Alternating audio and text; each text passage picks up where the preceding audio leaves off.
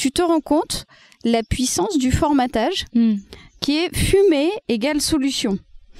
C'est-à-dire que depuis qu'on est bébé, en fait, depuis qu'on est bébé, on a tous été formatés à penser fumée égale solution.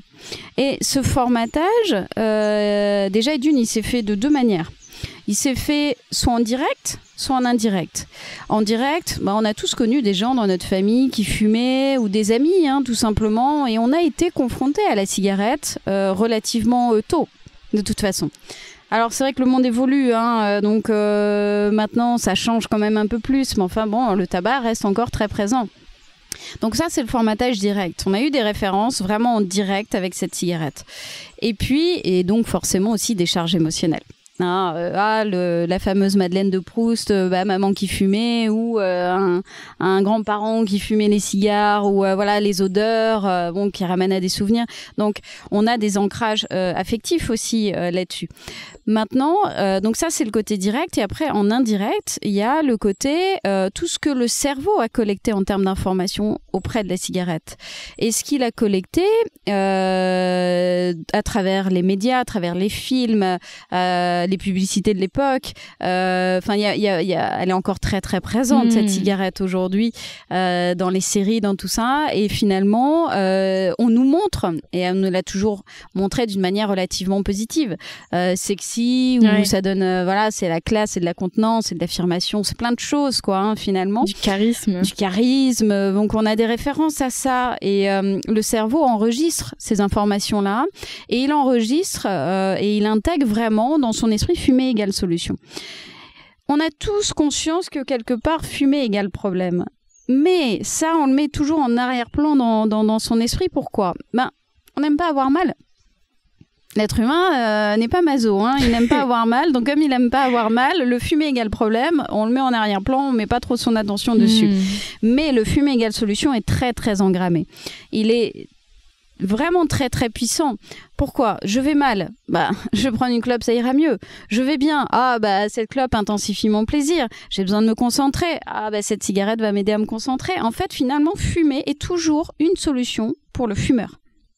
Quoi qu'il se passe dans sa vie. Et comme il a associé de toute façon cette cigarette à tous les moments de sa vie, fumer est toujours une solution pour tout.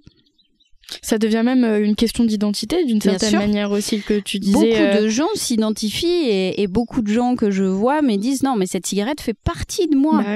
Alors, non, c'est un peu normal de penser comme ça. En soi, non, la réalité nous montre que la cigarette ne fait pas partie de nous. On n'est pas né avec une cigarette, on a appris à fumer, heureusement d'ailleurs.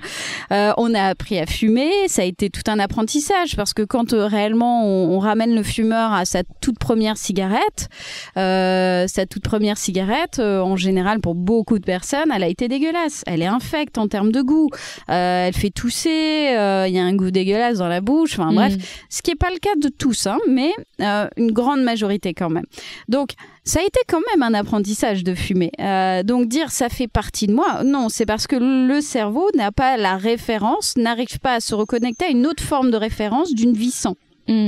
Donc, oui, mais je me suis construit avec. Ok, très bien. Oui, en plus, on est dans le cadre de l'adolescence, donc c'est là où on est en quête identitaire, on se construit avec cette cigarette. Ok, je peux l'entendre. Oui, mais j'ai vécu beaucoup de choses dans ma vie avec. Ok, très bien. C'est une amie de la famille, en fait. C'est un peu ça. Je pourrais pas concevoir cette vie sans, mais c'est juste parce que le cerveau n'a pas d'autres informations et il n'arrive pas à les brancher sur autre chose. Donc, on se dit que cette cigarette fait partie de moi. Non, elle a fait partie d'un moment important de la vie de la personne, mais j'avais entendu cette notion que il y a les bonnes années de la cigarette et il y a les mauvaises années de la cigarette.